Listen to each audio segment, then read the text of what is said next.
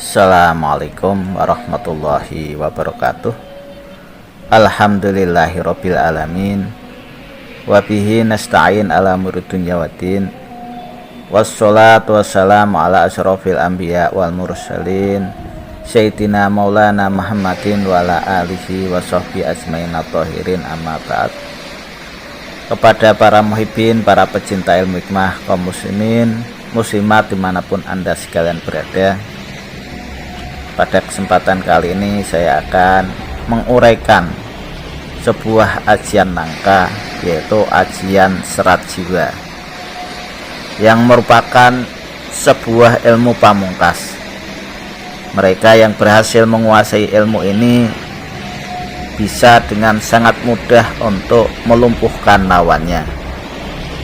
Dalam bagian ajian serat jiwa ini lebih mengutamakan kekuatan dari dalam diri manusia, membentuk semua keintian menjadi satu titik kekuatan yang hebat dan sangat besar, sehingga akan sulit dikalahkan dengan ilmu apapun juga. Selain itu, kebanyakan para guru metafisika menyimpulkan bahwa ajian serat jiwa merupakan penyempurnaan dari segala ilmu yang sudah dikuasai. Tapi bukan hanya sebatas itu saja, mereka yang ingin langsung mempelajarinya juga sangat bisa membangkitkan kekuatan inti dari dalam tubuhnya sendiri. Karena seperti yang kita ketahui, dalam diri setiap manusia telah ada bekal dengan berbagai unsur yang siap kita gunakan untuk berbagai keperluan. Berbagai unsur inilah yang akan diserap menjadi serat dari diri kita. Asal-usul ajian serat jiwa. Sejarah dari ilmu ajian serat jiwa diambil dari nama sebuah padepokan pada zaman dulu, yang dimana kata serat mengartikan inti dari yang serap pada diri atau jiwa, yang mengharuskan seseorang itu membuat penyatuan dalam jiwanya. Orang-orang pada zaman dulu tidak mengaktifkan ajian serat jiwa melalui jurus dan sebagainya, melainkan melalui tapa ungon, semacam meditasi. Saya ulangi, mempelajarinya melalui meditasi yang dipelajari dengan waktu yang lama, mengontrol semua kotoran hati dan menggantinya dengan penyucian jiwa, hingga akhirnya mereka bisa menyatukan serat-serat yang berada dalam inti dirinya sendiri. Dari sekian lamanya pembelajaran masa kuno ini, sehingga berjalannya zaman membuat kebanyakan murid dari padepokan ini membuat evolusi atau terobosan supaya ajian serat jiwa lebih cepat lagi dikuasai. Evolusi inilah yang sampai sekarang membuat hilangnya kesakralan dari menguasai ajian serat jiwa, sehingga kebanyakan orang memilih untuk jalan yang cepat dalam menguasai ilmu ini. Sehingga saya ada banyak sekali manfaat dari menguasai ajian serat jiwa. Bahkan sekarang di Shopee, di online itu ada yang jual ajian serat jiwa karena ingin menguasainya secara instan. Adapun khasiat ajian dari serat jiwa, karena termasuk dalam golongan yang berat, ilmu yang satu ini sangat banyak sekali manfaatnya. Seperti yang telah saya utarakan di atas tadi, ajian serat jiwa menjadi salah satu penyempurnaan sebuah ilmu yang telah dipelajari. Selain itu, ada banyak juga kegunaan dari ajian serat jiwa ini, diantaranya mengambil kekuatan alam kemudian mengambil kekuatan dari hewan, kemudian mengambil inti alami seperti angin, api, tanah, dan besi. Kemudian manfaatnya menyerap kekuatan lawan, kemudian menjadi penyembuh berbagai macam penyakit. Khasiatnya juga untuk anti santet dan mengembalikannya kepada si pengirim, dan masih banyak lagi khasiat-khasiat lainnya. Karena termasuk ilmu tingkat tinggi, ajian serat jiwa merupakan puncaknya dari segala ilmu, dan pastinya juga sangat banyak manfaat yang bisa dimiliki oleh pengamalnya. Akan tetapi selain manfaat dan kegunaan yang besar itu, untuk bisa menguasai tidaklah mudah. Dibutuhkan waktu hingga bertahun-tahun untuk Anda bisa menemukan titik celah dari menguasainya. Cara mempelajari ajian serat jiwa itu, untuk bisa menguasai ilmu ini, Anda bisa belajar di rumah berangsur-angsur, karena memang membutuhkan waktu yang lama sampai Anda menemui puncaknya. Untuk langkah awalnya, Anda harus belajar untuk meditasi, menenangkan diri Anda sejenak, membuat fokus pikiran Anda semakin kuat. Langkah awal yang harus Anda lakukan adalah duduk bersila dengan dada tegap. Kemudian Anda baca Al-Fatihah, atau kalau yang non muslim sesuai dengan keyakinan Anda masing-masing. Jadi kalau kita umat Islam tetap membaca Al-Fatihah, karena itu adalah pembuka segala kesulitan atau semua urusan yang kita inginkan. Jadi baca Al-Fatihah 1 kali, kemudian tarik nafas dari hidung, tahan sejenak di perut, dan keluarkan lewat mulut. Saya ulangi, tarik nafas dari hidung, tahan sejenak di perut, dan keluarkan lewat mulut. Kemudian atur nafas seirama detak jantung. Jadi Anda atur nafasnya seirama detak jantung Anda. Fokuskan dan kosongkan semua pikiran Anda dari bayangan apapun.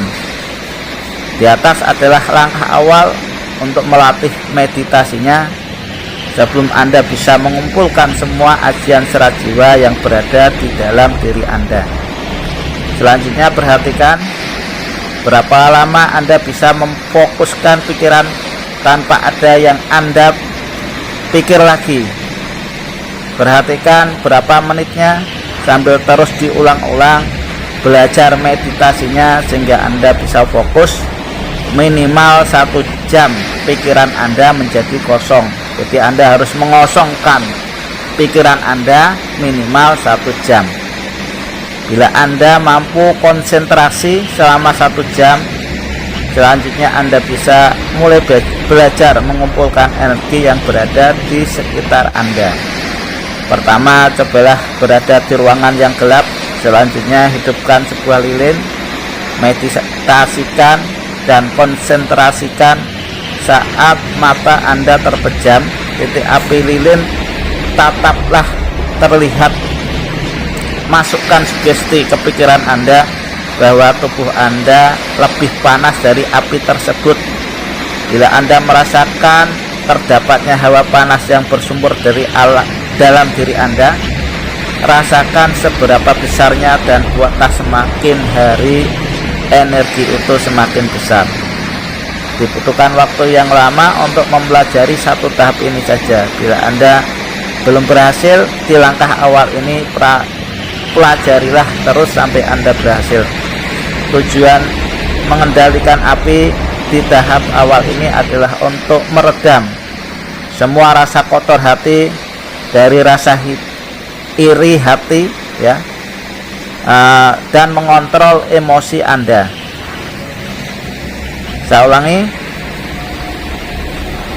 tujuannya mengendalikan api di tahap awal ini adalah untuk meredam semua rasa kotor hati dari rasa iri dan mengontrol emosi Anda. Bila tahap awal di atas sudah berhasil, Anda kuasai, lanjutkan dengan inti air. Di sini Anda diharuskan mengkonsentrasikan pikiran Anda pada air. Caranya Anda duduk bersila di dalam air, di kolam minimal sebatas leher Anda. Orang Jawa menyebutnya dengan tapa kungkum, atau Anda kungkum banyu atau kungkum air. Untuk tahap belajar, sebaiknya Anda gunakan drum atau bak mandi sebelum benar-benar Anda meditasi di air sungai.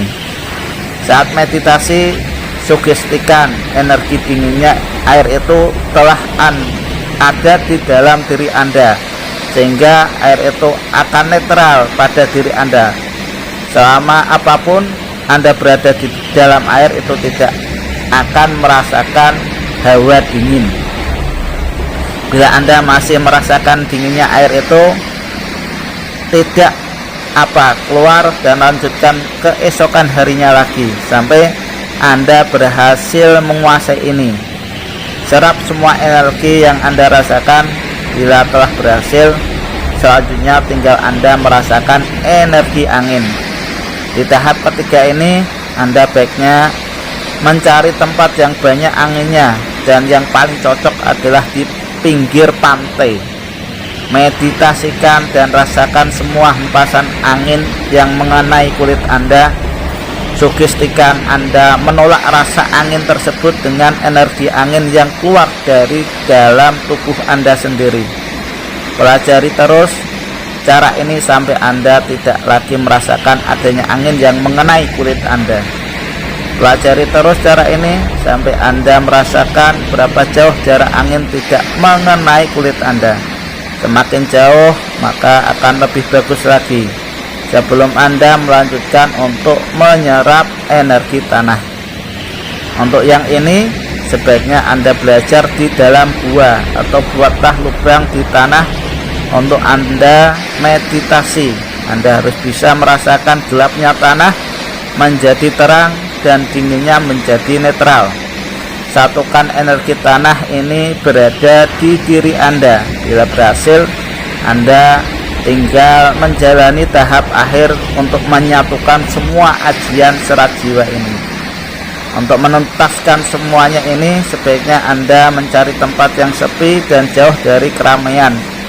Jika Anda memeditasikan penyatuan di tempat yang ramai, dikhawatirkan bisa membahayakan orang lain, karena bila bersatu akan membuat sebuah gelombang energi yang besar masuk ke dalam tubuh Anda. Biasanya meditasi ini akan berlangsung lama, atau kemungkinan meditasi yang Anda lakukan sudah menjadi tapawungon. Pikiran Anda akan hilang tanpa mengingat apapun yang Anda rasakan, hanya sebuah energi yang terus masuk ke dalam diri Anda, sehingga Anda akan tersadar bahwa semua kekuatan ajian serat jiwa berada dalam genggaman Anda. Inti ajian serat jiwa yang harus Anda ketahui bila mempelajari ajian serat jiwa ini, bukan hanya untuk ilmu kesaktian semata, tapi lebih mendalam lagi, yaitu tentang ketuhanan dan kebaikan kepada sesama makhluk hidup di dunia. Intinya, dari menguasai ilmu ini lebih menyerukan Anda kepada jalan kebaikan, karena pada intinya semua tahap penyatuan dari ajian serat jiwa di atas lebih mengedepankan tentang rasa rosoning badan, mengingat pada dulunya tercipta ilmu ini di Nusantara, kita belum masuk agama Islam, sehingga mereka masih mengandalkan meditasi kabudan atau meditasi orang Buddha. Bergantinya masuknya Islam, hampir semua japa mantra dimasuki unsur keislaman, termasuk ajian serat jiwa ini. Dan berikut akan kita uraikan makna meditasinya. Yang pertama, inti api, lebih mengedepankan untuk kita meredam emosi, membersihkan hati, dan melawan semua amarah, sehingga bila kita mendalami maknanya, maka akan lebih dalam lagi, yang pasti akan sangat bermanfaat. Yang kedua, inti air bisa mensucikan diri kita sendiri. Pemaknaan tapa kungkum ini lebih mengibaratkan kita pada sifat air yang halus, bersih, dan memberikan manfaat yang banyak untuk orang lain. Yang ketiga, inti angin ini menimbulkan daya intelektual dan kecerdasan, membuat kita lebih berpikir yang baik-baik karena memiliki akal. Yang keempat, inti tanah, dan yang terakhir ini lebih mengingatkan kita bila dari sini kita tercipta, maka akan kembali lagi ke tanah. Inti ini akan mengedepankan kita akan sifat kesombongan, sifat tul urip. Bila lolos untuk menghindari kesombongan ini, maka insya Allah bisa menguasai semuanya. Inti ajian serat jiwa di atas semua berhubungan dengan keagamaan yang mengarahkan Anda ke jalan kebaikan. Bila berhasil melewati ini semua, merujuk pada penyerapan untuk penyatuan semua serat dalam diri kita, memeditasikan sendirian yang membuat kita pikir-pikir atau tafakur tentang semua inti ilmu yang akan dikuasai. Kesimpulan ajian serat jiwa adalah lebih mengutamakan kebaikan, dimana sebelumnya sebuah padepokan mengajarkan berbagai ilmu kebatinan dan olah kanuragan. Selanjutnya pada tahap puncaknya dimintalah untuk menguasai keutamaan dari semua ilmu yang telah dipelajari. Dengan menguasai ajian serat jiwa, si murid akan lebih bisa lagi mengetahui tujuan ilmu yang mereka pelajari.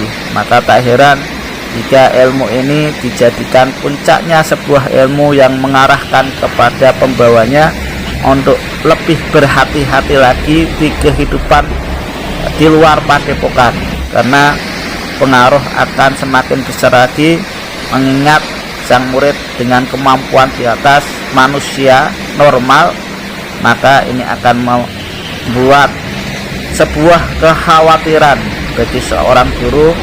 Maka dari situ harus bisa menguasai ajian serat jiwa ini dengan tujuan supaya manusia tidak salah dalam mengamalkan ilmunya. Semoga apa yang saya paparkan ini bisa bermanfaat bagi Anda sekalian untuk menambah khazanah wawasan keilmuan Anda sekalian. Kurang dan lebihnya mohon maaf. Akhirul kalam. Assalamualaikum warahmatullahi wabarakatuh.